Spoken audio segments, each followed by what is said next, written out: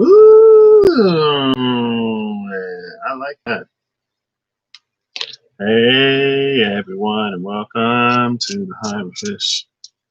I have been in the bed for the past 2 days. I feel like yesterday and today I've been napping so much, but I've been sleeping so terribly. It's like I get that 3 hours and then I wake up, and I guess it wouldn't be so bad like if it wasn't like the middle of the night. Because when I wake up, I'm not necessarily tired. I just get like annoyed more than anything. And then I can't go back to sleep. So I guess I should start being productive with my time. Today we're gonna do this a little differently. I'm gonna pull 4 cards. Right. I'll read the message from the fourth, but then only look at the numbers from the first three. And I've also gotten like decent at going semi-lucid in dreams. And that happened in one of the dreams I had last night. There's the first one. And I was looking for something, and then there was a whole bunch of foolishness. And not like foolishness. It was just interesting. And then there was like this dream core type thing. Because it's like we sort of went through these different experiences. And I guess it was some kind of training or something in the dream. I don't know. Because by the end of the dream, oh, that's a whole bunch. Oh, but that's the three I wanted. Okay. Love that. So this will be the message. These will be the three. It came out opposite how I expected, but that's fine. Excuse me. So there were these different like scenarios in the dreams. And after I went like semi-lucid, I was like, hey, I'm looking for whatever I'm looking for. I ain't necessarily too interested in this, but I had to participate anyway. And then by the end of the dream, they're like, hey, everybody, so sign up for like which faction of the Dream Corps you want to be in or whatever. I'm like, well, none of these were particularly enticing to me. Um, I was actually looking for this, right? And then at the tail end of the dream, I found it. I was like, oh my gosh. I was like, what? I was like, why did I have to waste so much time? And then I didn't even like fully engage with what I was looking for because there was a bit of travel involved, and I woke up before I got to the destinations. But it's been interesting. I've been having a lot of semi-lucid dreams, and I think I like semi-lucid dreams better than lucid dreams because I tend to stay asleep longer when it's semi-lucid. If it's like fully lucid, then it seems like I wake up out of fear of waking up because I'm like, oh my gosh, I don't want to wake up. But enough about,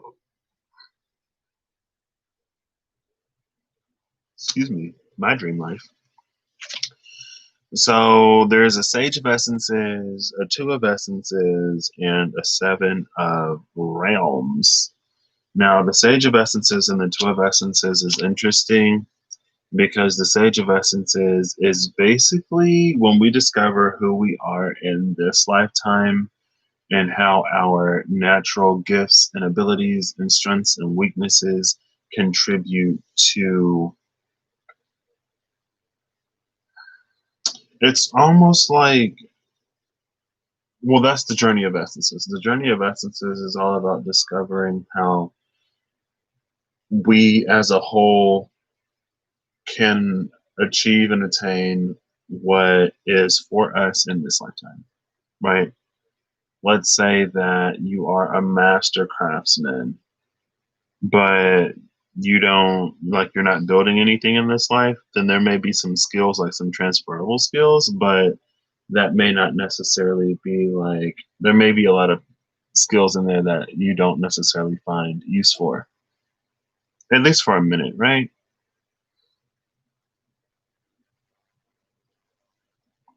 Excuse me. I'm yawning a lot. I feel like I honestly haven't slept like this since for a while. It's fine. Major changes coming in, apparently. because that's what usually happens when I sleep like this. And it isn't even anything consciously on my mind. My body's just like, oh, time to prepare, time to rest up while you can before things get crazy. So the two of essences is that part when our light and our dark are coming to a consensus, the feminine and the masculine inside of us, those sort of like poles, right, within us.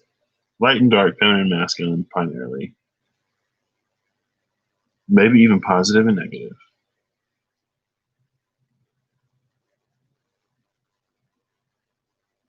Hold up. Because what would the Seven of Realms be? The Seven of Realms is it's an aha moment. The Seven of Realms, I feel like Realms is coded to the suit of Earth, so it makes sense. But I feel like it lags behind all of the other ones. And so at the Seven of Realms, there's some stability that we get at the four. There's a bit of harmony at the six, but at the seven, it's the beginning of an understanding.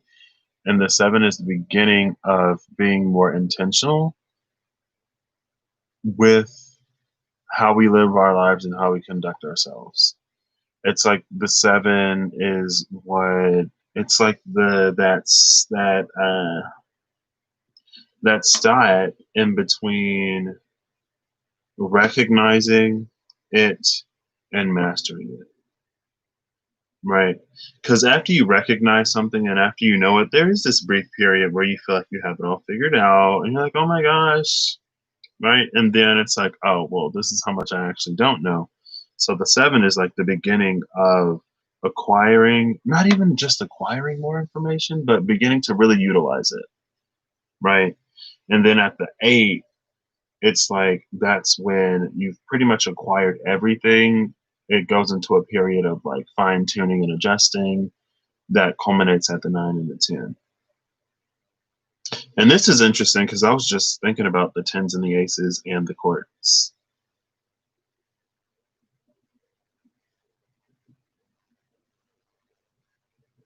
So at the seven, it's like we are still learning at the seven, but we're also like putting things into practice.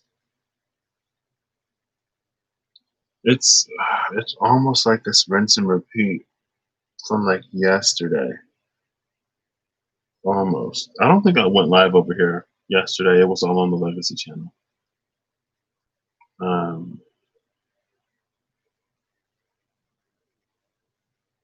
because it's like we reach the end of the journey with this king of essences, with the sage of essences, but we go back at the two. So numerologically, an ace and a 10 are the same because so much of life is cyclic. An ending is a beginning. But after the first ending, or after an ending, like between the ending and the beginning, we gain experience. And the court is how much we've integrated that experience, or how well we've integrated that experience, and how we choose to channel that experience, right? I feel like the page and the knight or more coded to integrating that experience, and then the king and the queen is like channeling it or doing something with it, picking a side, not picking a side, but choosing a direction, specializing it in some way. And that primarily came to mind with the Ten of Wands, because on the Legacy channel yesterday, I talked about the Ten of Wands and how I've chosen to Ten of Wands my journey. And I feel like there are these points, or was a point when I wouldn't say I'm yet quite a knight, or I'm yet quite in that knight energy, because I feel like I haven't acted too much, but I guess I have in some ways.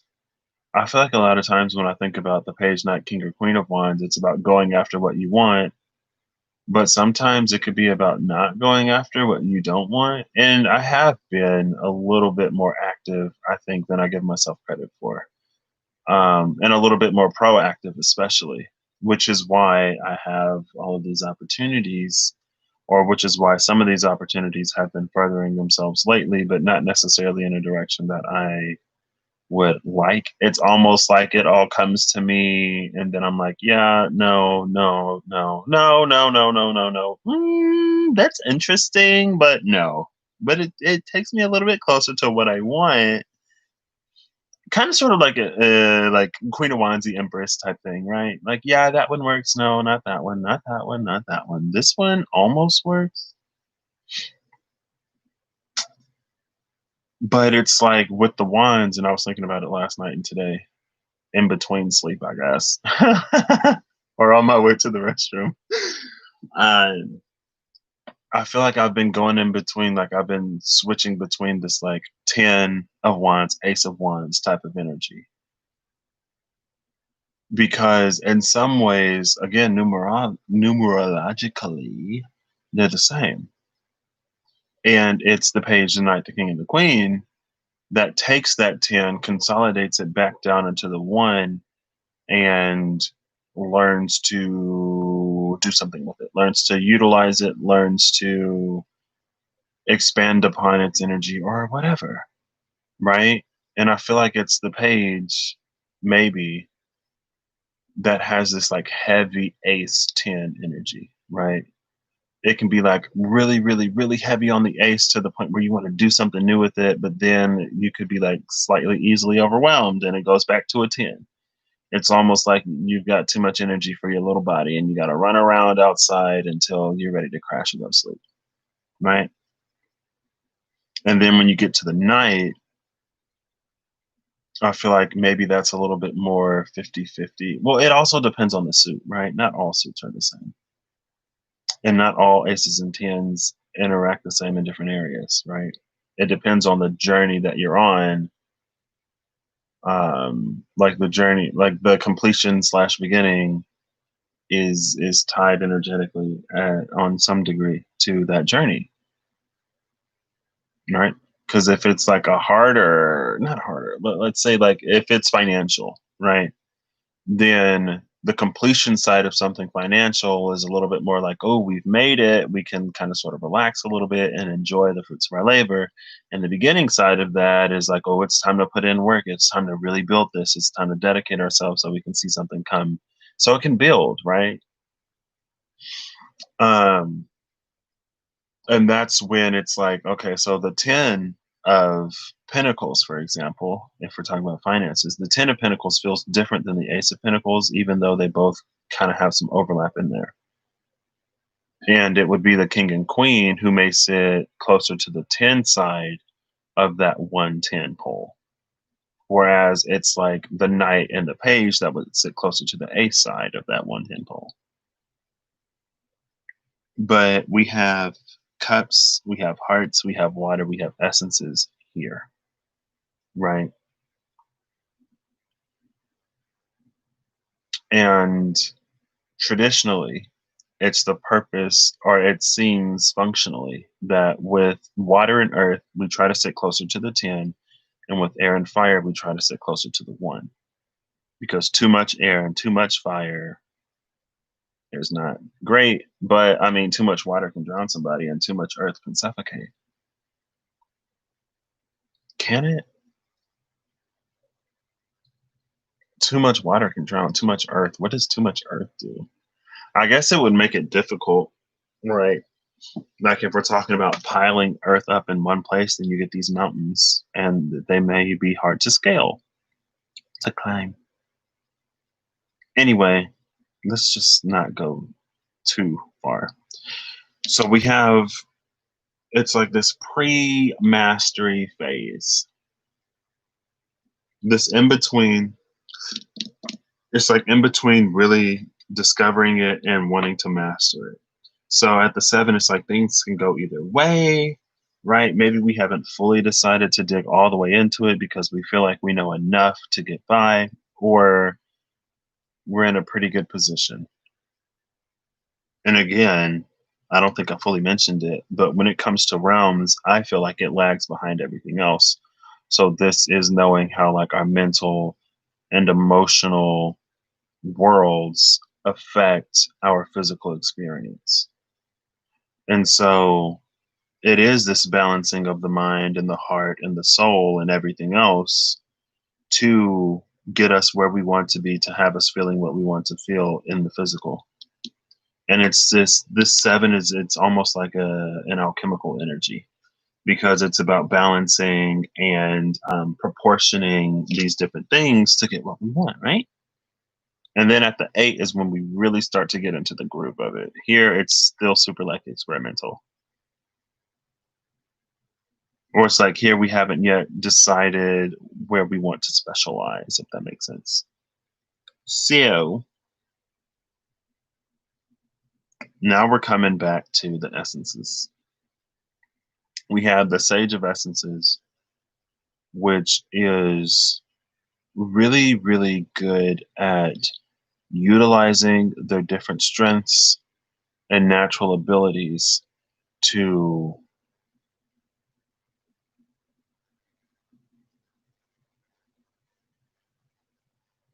further their own goals, question mark. Excuse me. But then we're going back to the two of essences. So there is something here that needs to be balanced. And let's say, for example, this is an area of partnership, or it's just an area that involves someone else, right? It's like you can know who you are and how you are, but whenever you involve or interact with someone else, be that a person or even a job, right? It's like you have to sort of rebalance yourself for that situation, right? Let's say that, like, you're a parent for whatever reason. Let's say that you're a parent and you have this loving, passionate side of you, and you have this very outgoing side of you. And let's say you have a child that is more active, more motivated, and more competitive, right? They may benefit from that more active side of you. And so when it comes to communicating with, raising, and assisting and guiding that child, you would tap more into those aspects of you to better relate to that child, right? But let's say that you have another child who is super sensitive and um, who thrives when they have more of that emotional support, then you would go further into those sides of you. That is patient, it's understanding, it's empathic, empathetic, and kind, right? And like you wouldn't motivate those kids the same, right? Because if you go to the sensitive child and you approach them with your more active side, then it's like they're not getting love in the way that really benefits them, right? They may feel that you're dismissing them, or they may feel that you don't really get it because you're always like, oh, just pick yourself up and like get back on the horse and just go at it again. Just go at it again. Just get back up. Don't cry. Keep trying. Like, you got this. Just keep fighting. And it's like, okay, well, like, this is hard and I need someone who will just like listen to me. Like, this is not a race, right? Or vice versa. I feel like that's this energy here. It's a time to go back and to rebalance those things within yourself. And it's not that you're being inauthentic at all, but it's just like I said, like with this king or with this age of essences, is like if you have all of these like builder sort of natural abilities, but you're not in a building field, it's about recognizing where those skills transfer, where those strengths transfer to whatever you're pursuing, and realizing and recognizing what doesn't, right? Because if you have a weakness, then you can, if you can real you if you can realize your weakness without it severely negatively affecting you, then you can learn to compensate for it with your strengths or by reaching out for assistance when you need it, right? And I feel like that's what this energy is. There's something about going back within you and rebalancing to progress even further physically or to strengthen relationships. And it's interesting that the feeling of strengthening relationships comes out in the realms section, but I guess in essences and souls, realms and zones, there is no real, it's here. Okay. I ain't got to go all the way into it. It's here. Because when you strengthen bonds and you strengthen relationships, it comes with a certain physical whatever. And maybe instead of physical, it's more like tangible, right? Because you can have a bond with someone and that isn't necessarily something that you can hold in your hand, but because of your relationship with that person, you may get access to certain spaces or to certain people or to certain resources that you can tangibly interact with, right? And it's not using people, but it's, friends helping friends, especially if it's reciprocal, right? And yeah, that's what this is. There's something about, because I feel like sometimes we can approach certain relationships or certain instances and we enter that space with a certain set of strengths. And so it's like if we found success in that particular part of us, in that particular side of us, we go super hardcore on that. And it may get us a certain distance, but it may not take us all the way. We may hit that point where we need to pivot, readjust, or reapproach our approach. Rethink our approach, right? Because let's say, like you do, like going back to the kids, right? Because as a child continues to develop,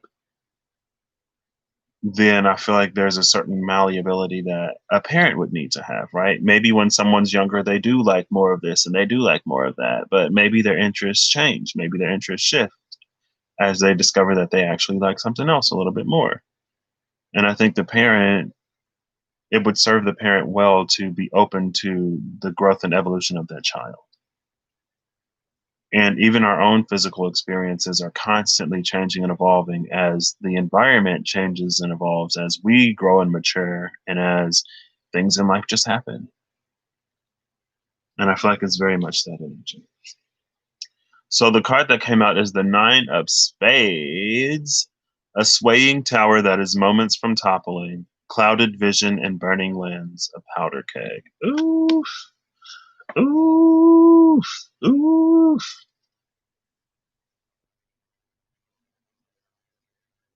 And if I'm looking at these, or if I'm looking at how the dice lay out, it's like this side is so dice heavy that if this were a structure, it could probably just like lean all the way back this way.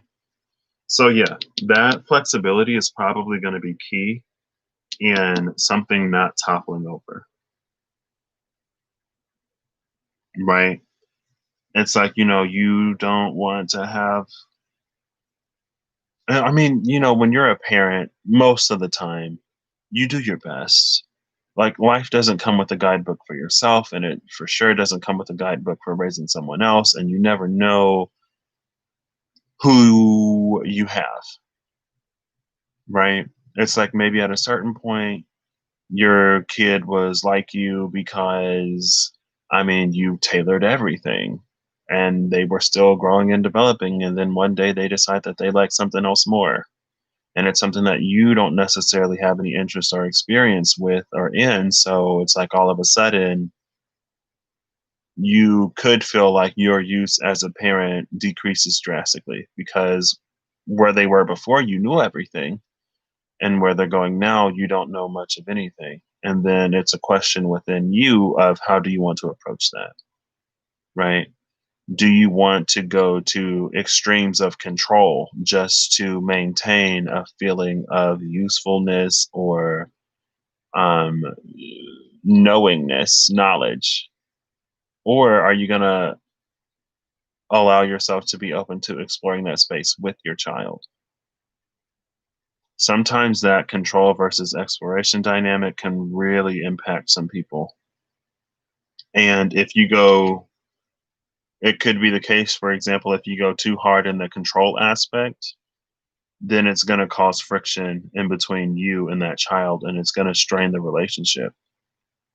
And then for a lot of people, they go even harder into control instead of relaxing, to the point where sometimes a relationship has to snap and break to be potentially restored later, or to never be the same. Some people fall out with their parents and they never talk to them ever again. Right. A swaying tower that is moments from toppling, clouded vision and burning lands, a powder keg. There's a need to be a little bit more flexible here in order to maintain something physical or to progress it. And that's what I got today. I don't know what that's going to be about, but some flexibility is required. I will get one. Oh, there it is. Final message. Tapping into the seed of all creation, understanding what predates all, things that must remain in the dark. Ace of Spades. And I think that was the Pisces energy.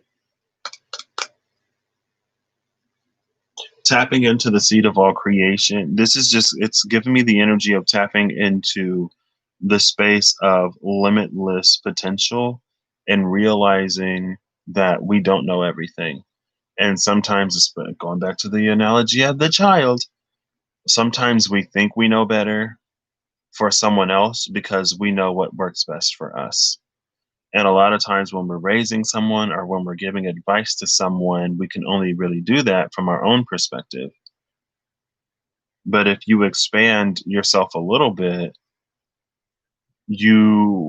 especially if you know the person that you're talking to, then maybe you can give them some advice that's a little bit more tailored to who they are, right? It's like, okay, well, knowing how you are, what you like and what you don't like, especially when it comes to environmental conditions, it's like, from what I know of this, I feel like you wouldn't like it because it requires this, this, this, and that. And typically you don't like that stuff, right? But if you're feeling bold or daring, then I think you should go for it. But you kind of sort of get overwhelmed sometimes. So just keep that in mind, that it may be a little bit difficult, or it may be a little bit harder than you're expecting. And it's going to test you in these ways that in the past you haven't done well with. But I do think it's an excellent opportunity for you to expand and grow, especially if it's something that you're interested in, right? Instead of being like, oh, that's terrible. It sucks. I didn't like it. So you won't either. It's like, okay, well, we're not the same person. So that's not really helpful. Bottom of the deck, 9 of Hearts, a blip of light at the heart of a black hole, progenitors, and a primordial pool. This is interesting because both of these energies, it's like that zero. Is that another nine? The 9 of Diamonds is right behind the 9 of Hearts. An accurate depiction, a true to life tale, liquid light that carves its way through night. Liquid light that carves its way through night, and then a blip of light at the heart of a black hole. Interesting. But both of these are like that fool, that ace type of energy.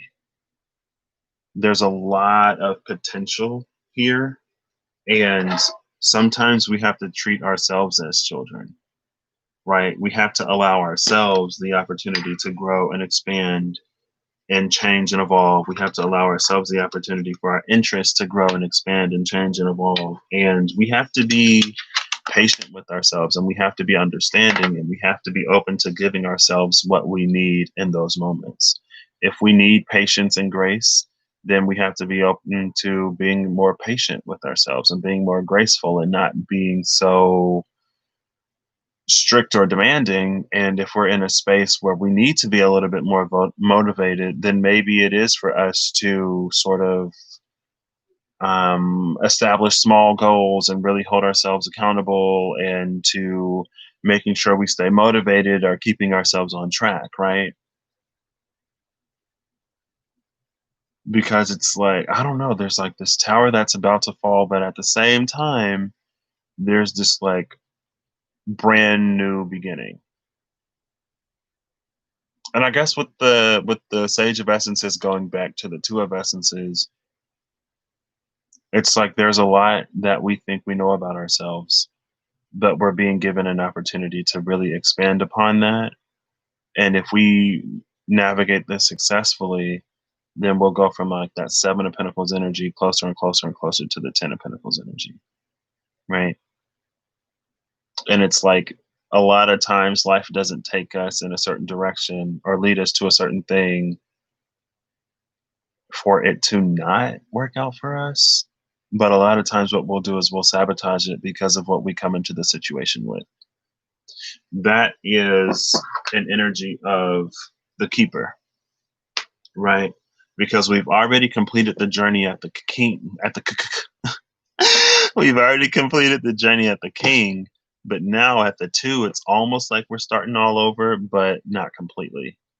But we do have to again allow ourselves that opportunity to grow. Because if we don't, it's going to create resistance that's going to strangle whatever this brand new opportunity is. And it sounds like quite the opportunity that we get at the top and the bottom cards that are like, this is the moment that literally changed the course of history, not only in my personal life, but in the lives of those around me, because it put me in a position to positively impact and affect my community. But it's like that moment is here. And I guess that's the power of all of the deep healing and stuff that's been coming up here lately. So that's what I got. I actually really, really, really like that a lot. I feel like lots of things are happening. We're coming upon Libra season, lots of birthdays coming up. One of my best friends, her birthday is tomorrow. Best friend, happy early birthday. My father's birthday is next week. I think I might actually go visit him because I have a cousin getting married in, excuse me, like 2 weeks. And so I figure I might as well, like go and visit until the wedding because I haven't really been down there in a few years, and that would be amazing.